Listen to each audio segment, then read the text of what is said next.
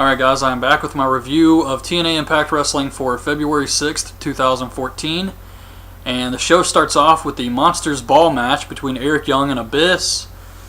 And the match had a couple of cool spots, but that was it really. You had Abyss going into the thumbtacks, Eric Young going through a table. Everything else was just mediocre. Abyss grabs Janice, and Eric Young rips his mask off before he can hit him. So he's Joseph Park again. He doesn't technically turn into Joseph Park. Instead, he hits the Black Hole Slam on Eric Young and gets the win. Then he picks up a piece of glass, which I'm not sure where it came from exactly, but he looks at it and he's like, "Oh, oh." So he sees he's Joseph Park, but he's also Abyss, and it's just really stupid. I don't know where they're going with this. I don't know what this is supposed to mean. And then backstage, Bobby Roode is talking to Dixie Carter, and he wants his title shot. And she says that she can't just give him a title shot, but he can face Samoa Joe, and if he beats Joe, then he can go on to face Magnus at Lockdown. And Roode is freaking out, saying, "Joe, he's been eating guys for lunch lately." And he says that if Dixie tries to screw him, it's going to be her ass. MVP comes out, and he takes a sign from a fan, and it says, "I'm the new #investor." And on the other side, it says, "Magnus equals ratings." But he says that Dixie Carter can't just run around doing whatever she wants with no consequences. And he's here to bring change. The fans want change.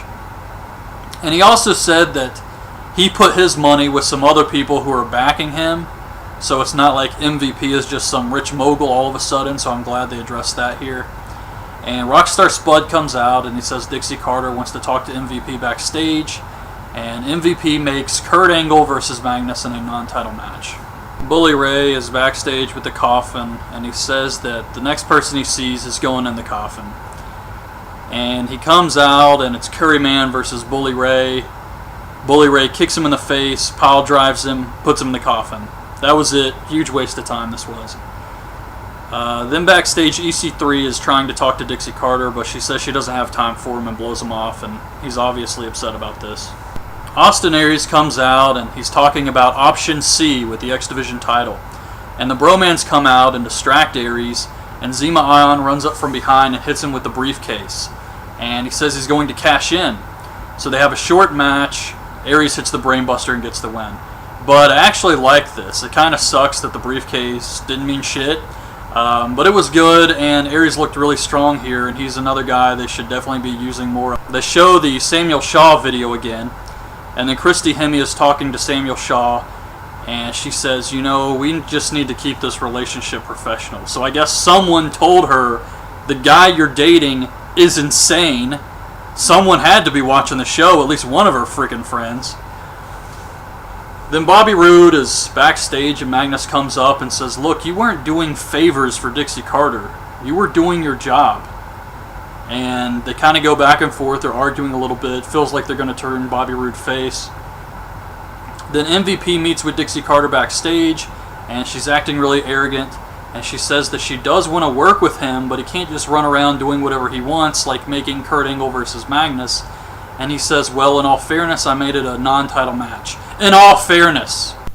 It's Kurt Angle versus Magnus, and this was a pretty short match. Kurt gets Magnus in the ankle lock, and then EC3 runs out and attacks Kurt. He attacks his knee, hits his knee with a chair a couple of times, gets him in a submission hold, and then EC3 just sits in a chair and watches as the paramedics take Kurt Angle out. This was awesome. The EC3 stuff was great. Then Joe cuts a promo backstage that was really good, talking about how Dixie Carter is trying to take everyone out, and she's not going to take him out. Eric Young says that he had to show Abyss that Joseph Park and Abyss are one and the same. And now he doesn't know what's going to happen. I don't think the TNA writers know what's going to happen either. Then it's Chris Sabin acting like he's going to propose to Velvet Sky, but it's really a trick. He just tells her to get out of his life, but he does challenge her to a match next week, so Velvet Sky versus Chris Sabin. Samoa Joe versus Bobby Roode. I thought this was pretty good. Joe beats Roode clean. He chokes him out. So Roode actually taps out to Joe here. I was pretty surprised by this. I guess they're going to do Joe versus Magnus at Lockdown after all. And I just hope that they continue to build Joe up as the big monster we all know he can be. And it's really hard to get behind TNA when they try to do something like this, just because we've been screwed over so many times in the past. But as far as right now, they are doing right by Samoa Joe. So hopefully this does continue. Then Dixie Carter comes out and she's talking to MVP, and he basically just tells her that the party's over. He plans to be a hands-on investor, implying that he will be wrestling, and that was it. So they're not going to work together, obviously. It's like another power struggle thing. But it actually seems like MVP has way more power than Dixie Carter, so you kind of got to look past some of the shit that doesn't make any sense at all. But as far as the show goes overall, I thought it was an average show.